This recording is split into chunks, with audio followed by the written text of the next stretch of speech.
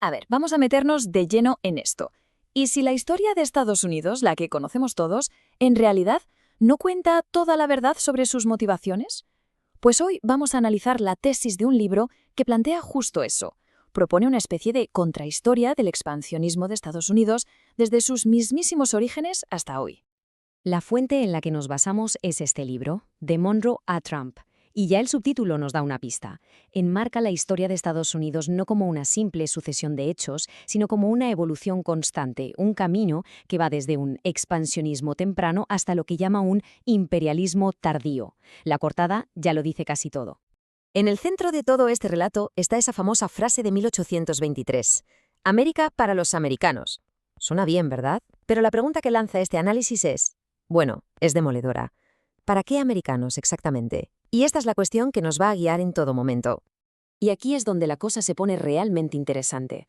El libro sostiene que para entender bien la doctrina Monroe tenemos que mirar mucho más atrás, porque argumenta que las raíces del expansionismo no son una simple política exterior, sino que están en el propio ADN fundacional de la nación. Esto, claro, le da un vuelco total a la perspectiva tradicional.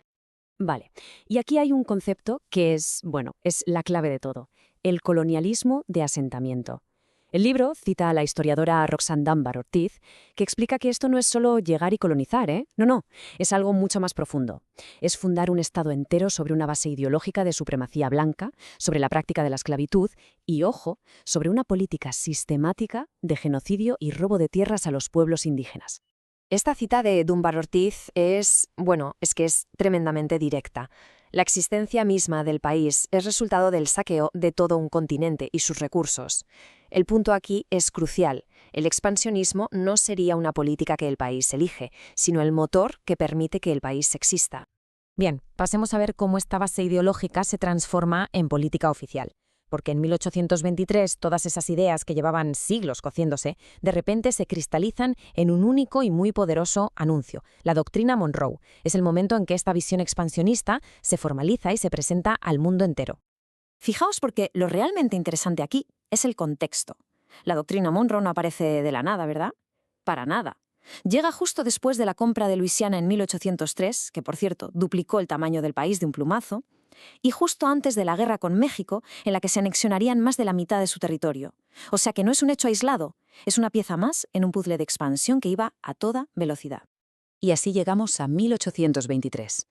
El presidente James Monroe sale y declara que el continente americano queda cerrado a cualquier futura colonización europea. Lo que esto significa en la práctica es que se establece todo el hemisferio como una esfera de influencia exclusiva para Estados Unidos. Un mensaje muy claro para Europa, pero también para las nuevas repúblicas de América Latina. Pero claro, una política tan ambiciosa necesita una justificación, una ideología muy potente detrás. No basta con el poder militar, hace falta construir una narrativa que legitime esa expansión. Y el libro identifica dos conceptos que fueron, digamos, el motor moral de todo este proyecto. El primero, seguro que suena, el destino manifiesto. Es esa creencia, muy popular en el siglo XIX, pero que ya venía de la visión de Thomas Jefferson, de que Estados Unidos tenía una especie de mandato divino para expandirse por todo el continente. Vamos, que no era una ambición política, sino casi una misión religiosa. Y esta idea se apoyaba en otra, más oscura, el anglosajonismo racial. Básicamente, esta ideología defendía que la raza anglosajona era superior por naturaleza. Y esto, claro, daba una justificación supuestamente científica y moral para poder desplazar a los pueblos indígenas y dominar a otras naciones que consideraban inferiores. Y aquí se ve perfectamente cómo esa ideología se cuela en el lenguaje del día a día. Términos como república bananera, patio trasero o estados fallidos no son para nada inocentes. Son herramientas de discurso para empequeñecer, para inferiorizar a las naciones de América Latina y el Caribe y así justificar el dominio sobre ellas. Bueno, y ahora avanzamos en el tiempo para ver cómo esta doctrina, con todos sus cimientos ideológicos, no se quedó en el siglo XIX, ni mucho menos. Según el libro, su legado de intervención sigue muy presente hoy en día, aunque, lógicamente, ha ido cambiando de forma.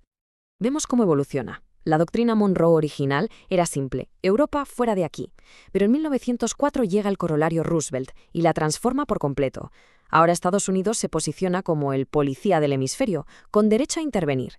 Y hoy, según el texto, esa intervención se ha vuelto más sutil, a través de golpes blandos y del llamado lawfare, que es la guerra judicial. Y todo esto nos lleva a la pregunta final, la que en realidad resume la tesis del libro entero. 200 años después de que se proclamara, ¿sigue la doctrina Monroe definiendo las relaciones en el continente americano? Es una pregunta que desde luego resuena con una fuerza increíble en la geopolítica actual.